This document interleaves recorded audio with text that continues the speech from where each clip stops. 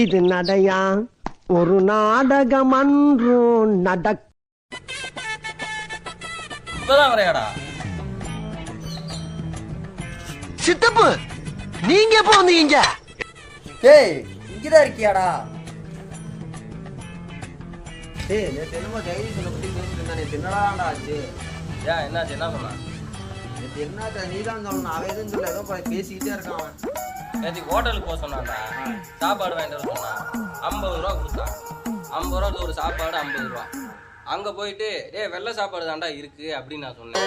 சரிடா வாங்கிட்டு வாடா, வாங்கிட்டு வர ஒரு ஆம்லேட் சேர்த்து வாங்கிட்டு வாடாண்ணா. ஒரு சாப்பாடு 50 ரூபா. ஆம்லேட்டுக்கு நான் என்ன பண்ணுவேன் சொல்லு? ஓனர் பிடிச்சி தொங்க முடியுமா?